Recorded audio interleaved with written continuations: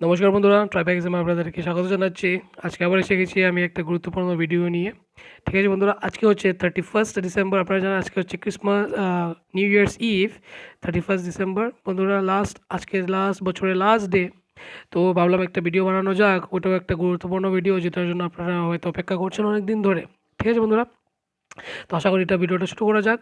তো আজকে ভিডিওটা হচ্ছে আমাদের গভর্নমেন্ট পুলস নিয়ে। গভর্নমেন্ট পুলস বলতে গভর্নমেন্ট কোয়ার্টার্স নিয়ে।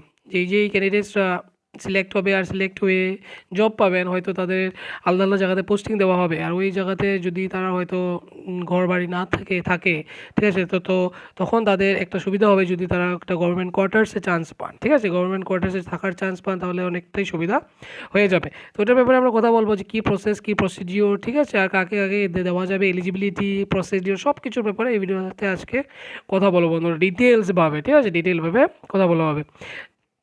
এই যে বন্ধুরা, তো আশা করি ভিডিওটা আপনারা লাস্ট পর্যন্ত দেখবেন। লাস্ট পর্যন্ত দেখলেই কিন্তু আপনারা বুঝতে পারবেন। অনেকে আছে যে মাঝখান থেকে দেখেন আর আপনারা টাওয়ার থেকে যায়, তারপর আপনারা কমেন্ট করে জিজ্ঞেস করুন। আর যেই কোশ্চেনটা আপনারা কমেন্ট করে জিজ্ঞেস করুন, ওই কোশ্চেনের অ্যান্সার অলরেডি দেওয়া থাকে ভিডিওর মধ্যে, যেটা আপনারা স্কিপ করে চলে যান। ঠিক আছে, তো আশা করি পুরো ভিডিওটা আপনারা দেখবেন, যার যার ইচ্ছা আছে।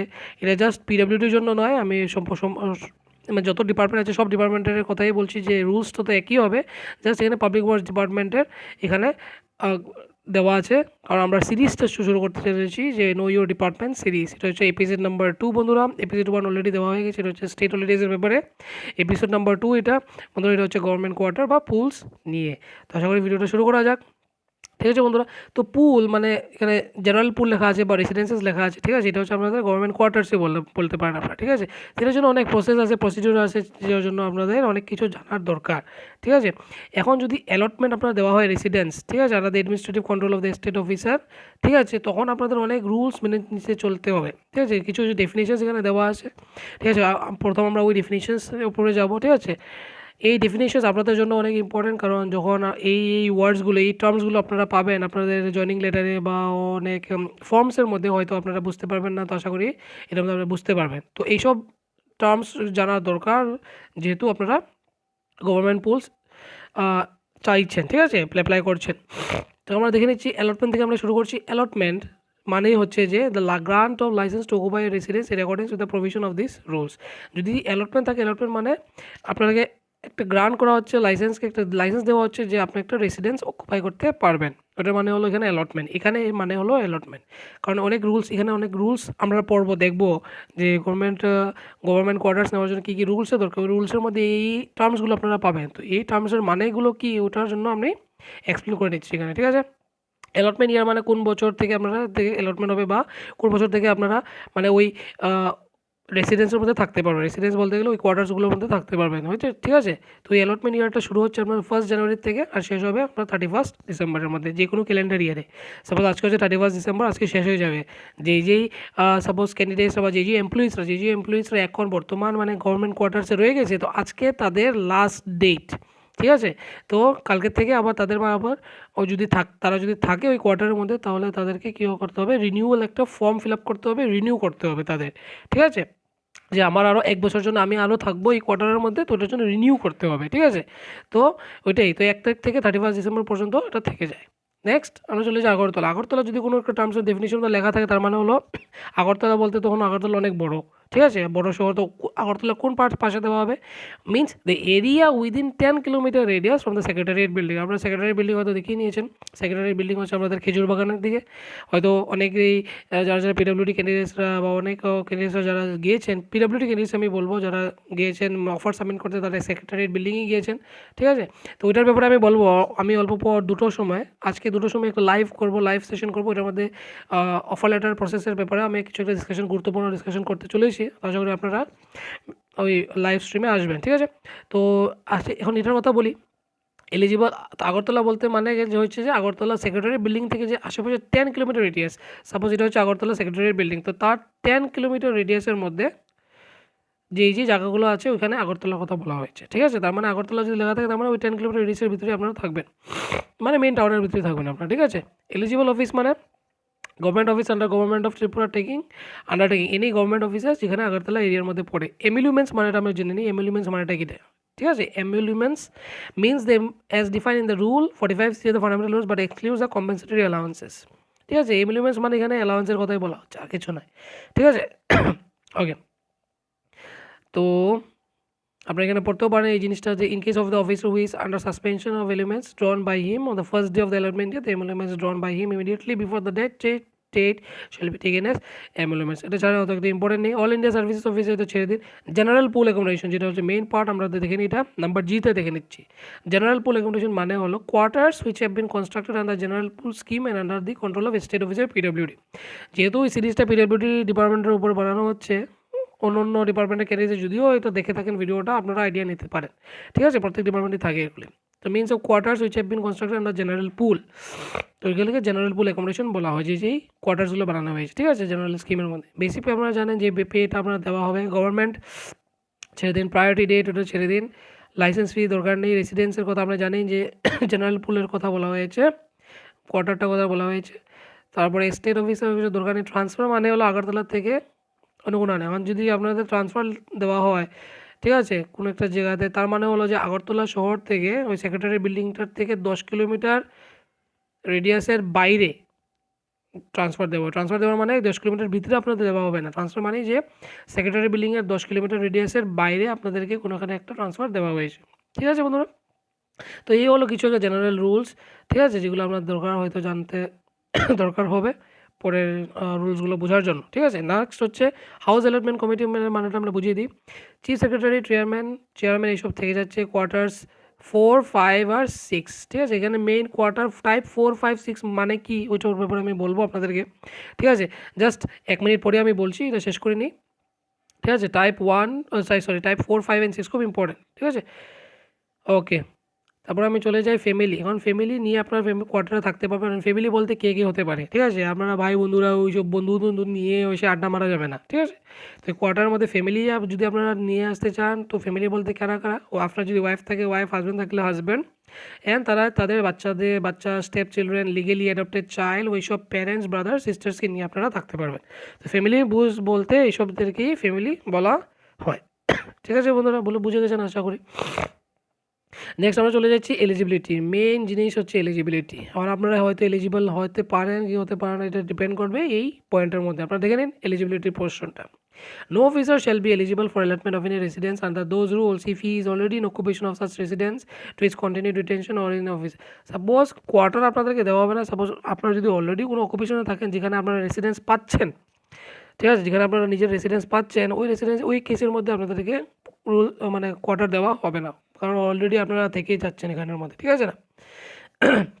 ওইটাই, the house own by him or her has been requisitioned by the government. It has been proved that to the satisfaction of the state officer that such house was given on lease before the posting of, এটা কোনো জানার দরকার নেই, যেটা বলার ছিল বলে দিয়েছি।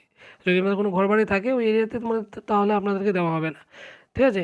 এখন তারা কীভাবে বুঝবে? কারণ অফার লেটারের মধ্যে আপনাদের অ্যাড্রেস লিখেছেন, অনেক অ্যাড্রেস, ওইটা দেখেই তারা বুঝবে যে আপনার যদি কোনো ঘর থেকে যায়, নিজস্ব ঘর থেকে যায়, যদি আগরতলার মধ্যে বা ওই মেইন সেক্রেটারিয়েট বিল্ডিংয়ের সামনে আশেপাশে 5 কিলোমিটার 10 কিলোমিটার রেডিয়াসের ভিতরে, তাহলে আপনাদেরকে দেওয়া হবে না, কারণ আপনারা তো লোকালি আপনাদের কোয়ার্টার নিয়ে কী করবেন? ঠিক আছে? তখন আপনাদেরকে দেওয়া হবে না। তো অনেক রুলস আছে, আপনি পড়ে নিতে পারেন, আপনারা স্ক্রিনশট নিয়ে নিতে পারেন যে আপনার রুলস পড়তে পারেন। অনেক রুলস আছে, আমরা যাচ্ছি না কারণ ভিডিওটা অনেক লম্বা হয়ে যাচ্ছে আর গুরুত্বপূর্ণ যেহেতু ভিডিওটা আমি সম্পূর্ণ জিনিসটা একটা ভিডিওর মধ্যেই বলতে চাইছি। ওকে বন্ধুরা, তারপরে আমি চলে যাই এখানে, যেখানে where the husband and wife are employed under the state government, the title of each of them to allotment of residence under this shall should be considered independently. এখন যদি হাজব্যান্ডও গভর্নমেন্ট জব করেন আর ওয়াইফও গভর্নমেন্ট জব করেন, ঠিক আছে, same স্টেটের মধ্যে, যদি দুজনই ইন্ডিভিজুয়াল চেয়ে থাকেন, তাহলে তাদেরকে ইন্ডিভিজুয়ালিভাবেও দেওয়া হবে। ঠিক আছে? নেক্সট আমরা চলে যাই, অনেক কিছু আছে ক্লাসিফিকেশন অফ রেসিডেন্সেস। হ্যাঁ, ক্লাসিফিকেশন অফ রেসিডেন্সের উপরে আমরা টাইপ বুঝবো। এইটা হচ্ছে বন্ধুরা মেইন পার্ট আজকের ভিডিওটা। এটা হচ্ছে এলিজিবিলিটি ক্রাইটেরিয়ার মধ্যে টাইপ পড়ছে। এখন টাইপ আপনার ডিপেন্ড করা হয় বেসিক পের উপর। ঠিক আছে? আমি গ্রুপ সি গ্রুপ ডি দুটো কথা বলবো এখানে। Type 1, type 2, type 3, type 4, type 5, type 6, 6টাই টাইপই থাকে বেসিক পে। ঠিক আছে? এখানে দেখেন টাইপ 1 হচ্ছে যেই এমপ্লয়িজ যাদের বেসিক পে 3199 পর্যন্ত আছে। টাইপ 2 এমপ্লয়িজ তারা হচ্ছে যাদের বেসিক পে 3200 থেকে 6499 পর্যন্ত। এরকম টাইপ 3 11,149 পর্যন্ত, টাইপ 4 যাদের বেসিক পে 15,000 পর্যন্ত, টাইপ 5 যাদের বেসিক পে 18,499 পর্যন্ত, টাইপ 6 হচ্ছে যাদের বেসিক পে 18,500 এর উপরে।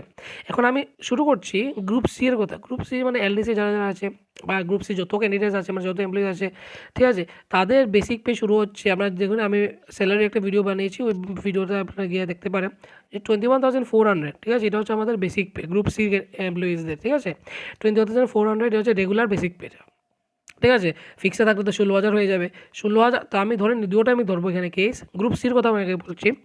21,400 আর 16,000 কথা যদি বলি, ঠিক আছে, 21,000 আর 16,000, তো এটা কোন ক্যাটাগরির কোন টাইপের মধ্যে পড়ছে? 16,000টা পড়ছে আপনাদের টাইপ 5-এর মধ্যে, কারণ 15,000 থেকে 18 পর্যন্ত আছে, তো 16,000টা টাইপ 5-এ পড়ছে। আর যদি আমি বলি 21,000, তো এটা হচ্ছে টাইপ 6-এর মধ্যে পড়ছে আপনারা, ঠিক আছে। 18,000-এর উপরে মানে 21,000 আসছে, তো টাইপ 6-এ। তো টাইপ 5 আর টাইপ 6, তো গ্রুপ সির মধ্যে আপনারা যদি ফিক্সডও থাকেন তাহলে আপনারা টাইপ 5-এ পড়ছেন, আর যদি রেগুলার হয়ে যান তাহলে আপনারা টাইপ 6-এ পড়ছেন। এগুলো টাইপ কেন ইম্পর্টেন্ট আমি বলছি, কারণ এই টাইপই ডিপেন্ড করে যে আপনারা কোয়ার্টার্স নিতে পারবেন কি পারবেন না, ঠিক আছে, আমি বলছি। এখন গ্রুপ ডির কথা বলিনি। গ্রুপ ডির যদি কথা বলি, গ্রুপ ডি হচ্ছে আপনাদের বেসিক পে হয়ে যাচ্ছে আপনাদের 16,000, ঠিক আছে। বেসিক পে 16,000, যদি আমি ইয়েতে চলে যাই, ফিক্সডে চলে যাই, তো এটা 12,000 হয়ে যায়, ঠিক আছে, 12,000 হয়ে যায়। তো বেসিক পে রেগুলারের মধ্যে 16,000 যদিও থাকে, তো এটা টাইপ 4-এর 5-এর মধ্যে পড়ছে। 12,000 যদি হয়ে যায় তাহলে ওটা টাইপ 4-এর মধ্যে পড়ছে। তার মানে আমরা যদি দুটো যদি আমরা কম্বাইন করে নিই, গ্রুপ সি আর গ্রুপ ডি, ঠিক আছে, তো ইয়া তো তাদের বেসিক পে টাইপ 4-এ পড়ছে, ইয়া তো 5-এ পড়ছে, ইয়া তো 6-এ পড়ছে। এতটুকু বুঝে গেছেন আপনারা? এখন এই তিনটে জিনিস নিয়ে আমরা চলবো, ঠিক আছে, মানে নেক্সট পর্যায়ে। তো টাইপ 4, টাইপ 5, টাইপ 6, মানে আপনারা যে ক্যান্ডিডেট, আপনারা যে employee group C group D হবেন, ঠিক আছে, এই এমপ্লয়িগুলো আপনারা টাইপ 4-এ পড়বেন কিছু কিছু, ইয়া তো টাইপ 5-এ পড়বেন কিছু কিছু, ইয়া তো টাইপ 6-এ পড়বেন। আশা করি বুঝে গেছেন। তো টাইপ 4, 5, 6 আমরা নিয়ে চলছি, যে আমরা গ্রুপটা মানে টাইপটা হচ্ছে টাইপ 4, 5 আর 6। এখানে এখন অ্যাপ্লিকেশন ফর অ্যালটমেন্ট, ঠিক আছে, টাইপ 4, 5, 6টা আপনারা মনে রাখবেন, ঠিক আছে, কারণ তারপরে আমি একটা গুরুত্বপূর্ণ একটা জিনিস বলতে যাচ্ছি।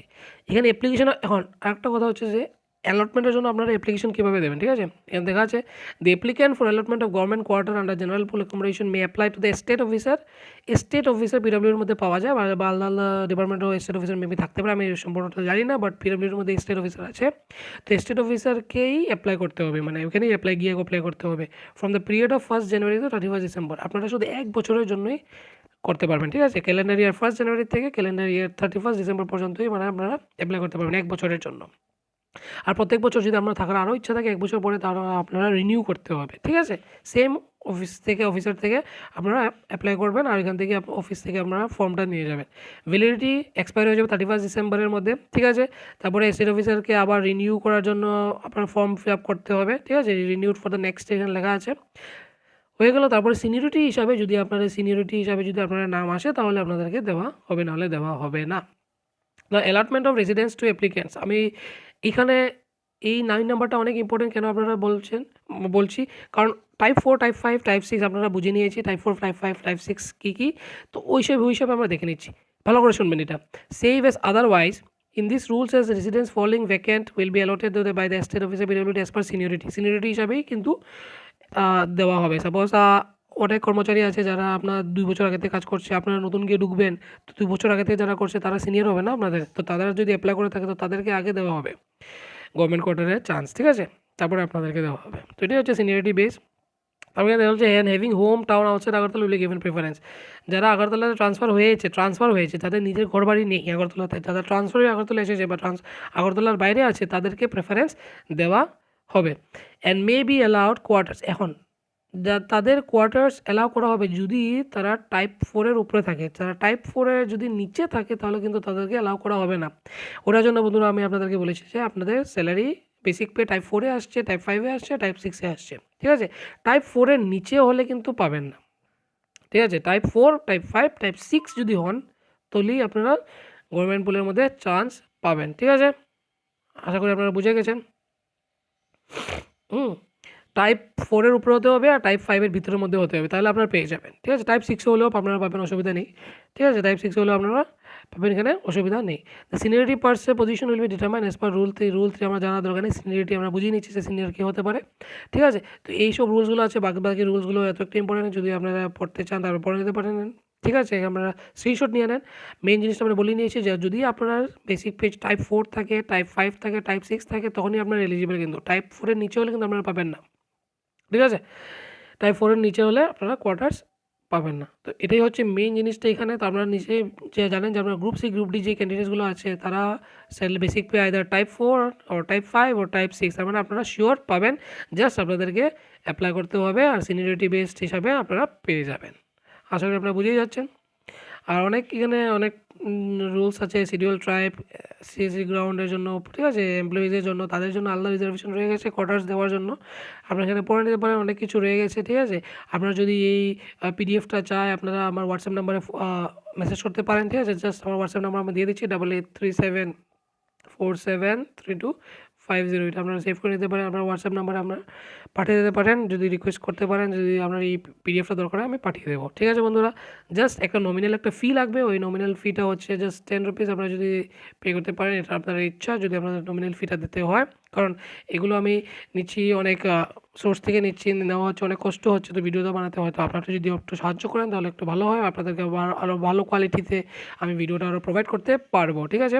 এবং 10 টাকাটা আপনারা কীভাবে পাঠাবেন? আপনারা ইউপিআইতে পাঠাতে পারেন। আমার ইউপিআই আইডি হচ্ছে সেম 8837473250 পেটিএম। ঠিক আছে বন্ধুরা? আপনারা এটা পাঠিয়ে দেবেন যদি আপনার দরকার হয়। আশা করি নেক্সট আরও এর মধ্যে আমরা দেখে নিচ্ছি যদি কিছু একটা ইম্পর্টেন্ট থাকে। এখানে আরও অনেক জিনিস আছে, মেনটেন্যান্স অফ রেসিডেন্সের জন্য কী আছে, ঠিক আছে? মিউচুয়াল এক্সচেঞ্জ অফ রেসিডেন্স আপনার যদি মনে হয় যে আগরতলার মধ্যে আমার ভালো লাগছে না আপনারা, ঠিক আছে? অন্যখানে আমরা সাপোজ ধর্মনগরে গভর্নমেন্ট কোয়ার্টার আপনারা নিতে যাচ্ছেন, ঠিক আছে? আগরতলা গভর্নমেন্ট কোয়ার্টার আপনারা থাকতে চাচ্ছেন না কারণ দূর হয়ে যাচ্ছে, কারণ পোস্টিংয়ের জন্য আপনারা থাকতেন, তখন আপনারা মিউচুয়াল এক্সচেঞ্জ অফ রেসিডেন্স করতে পারেন। ঠিক আছে? সাপোজ আপনি আগরতলাতে পেয়েছেন আর আরেকজন ধর্মনগরে পেয়েছেন, বাট আপনি ধর্মনগরের মানুষ, যেই মানুষটা আগরতলাতে পোস্টিং পেয়েছে ওইটা ধর্মনগরের মানুষ, আর যেই মানুষটা মানে যে এমপ্লয়িটা ধর্মনগরে পেয়েছেন উনি হচ্ছে আগরতলার মানুষ, তো উনি ধর্মনগরে তো থাকতে চাচ্ছেন না, জবের জন্য থাকছেন, তো তখন কী হয় আপনারা মিউচুয়ালি এক্সচেঞ্জ করতে পারেন আপনাদের রেসিডেন্স যদি সম্ভব হয় কথাবার্তা বলে। এটার রুলসও আছে এখানে দেওয়া আছে। Officers to home residence of the same type have been allotted, same টাইপের থাকতে হবে আপনারা salary range. Under this rule may be apply for mutually exchange. ঠিক আছে? Permission to mutual exchange can be granted if both officers are reasonably expected to be on the duty at Agartala and to reside in their mutually exchanged residences for at least 6 months from the date of approval of such change. ঠিক আছে? আপনারা mutually এক্সচেঞ্জও করতে পারেন। তো প্রথম কথা হলো আপনারা যেখানে পোস্টিং পেয়ে যাচ্ছেন আপনারা চলে যান, ঠিক আছে? গভর্নমেন্ট কোয়ার্টারের জন্য আপনারা অ্যাপ্লাই করে নিন। সেকেন্ড স্টেপ, থার্ড স্টেপ, আপনারা কিছুদিন পরে 6 মাস পরে আপনারা মিউচুয়ালি এক্সচেঞ্জও করতে পারেন যদি আপনার কোনো চেনা জানা কেউ থাকে। ঠিক আছে? বাস হয়ে গেল। কারণ এরকম অনেকেই থাকবে যারা মিউচুয়ালি এক্সচেঞ্জ করতে চাইবেন। ঠিক আছে? তো এটাই আর কি। তো আরও অনেক কিছু আছে আপনারা যদি পড়তে পারেন এখানে, যদি আপনার পিডিএফটা দরকার হয় তাহলে দরকার হয় আপনারা মেসেজ করবেন। আরেকটা ইম্পর্টেন্ট জিনিস হচ্ছে, সাপোজ আপনারা কোয়ার্টার পেয়ে গেছেন, অ্যালোকেট হয়ে গেছে, কোয়ার্টার আপনাদেরকে দেওয়া হয়ে গেছে, কিন্তু আপনারা যদি এখন আনঅথরাইজড ইউজ করেন, মানে উল্টাপাল্টা যদি মানে কোয়ার্টারে ইউজ করেন, সাপোজ অন্যজনকে ভাড়া দিয়ে চলে গেলেন, ঠিক আছে? এইসব করতে পারবেন না, তাহলে কিন্তু ক্যান্সেল হয়ে যাবে। ঠিক আছে? আপনার উপর ডিসিপ্লিনারি অ্যাকশনও লিখে যেতে পারে। ঠিক আছে? নেক্সট হচ্ছে no officer shall be allowed to construct in additional accommodation. Suppose একটা রুম আপনাদেরকে দেওয়া হয়েছে কোয়ার্টারের মধ্যে, আপনারা এখানে আরও কনস্ট্রাকশন করে 2টো রুম বানিয়ে দিচ্ছেন, এক্সট্রা বাথরুম বানিয়ে দিচ্ছেন, ওই করে দিচ্ছেন, সেই করে দিচ্ছেন, ডাইনিং রুম বানিয়ে দিচ্ছেন, ঠিক আছে? ওরকম করলে হবে না, তাহলে কিন্তু ক্যান্সেল হয়ে যাবে অ্যালটমেন্ট অর্ডারটা। কোনো যদি আপনারা যদি ড্যামেজ করে থাকেন কোনো গভর্নমেন্ট পুলের মধ্যে, কোয়ার্টারের মধ্যে, তাহলে কিন্তু আপনার ক্যান্সেল হয়ে যাবে।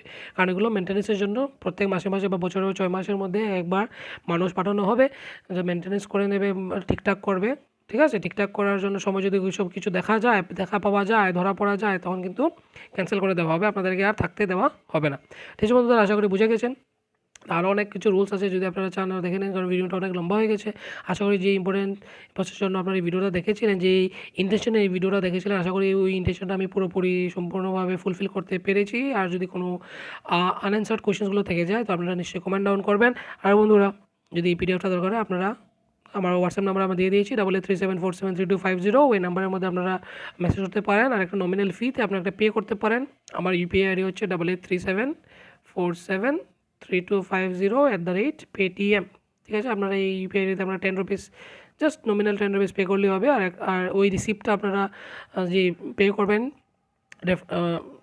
পে করার পর একটা দেখায় না রিসিপ্ট, ওই রিসিপ্টটা আপনারা হোয়াটসঅ্যাপে আপনারা আমাদেরকে শেয়ার করে দেবেন আর লিখে দেবেন যে আমার এই পিডিএফটা চাই, তখন আমি আপনাদেরকে পিডিএফটা দিয়ে দেবো বন্ধুরা। ঠিক আছে? আশা করি আপনারা বুঝতে পেরেছেন এইসবটা।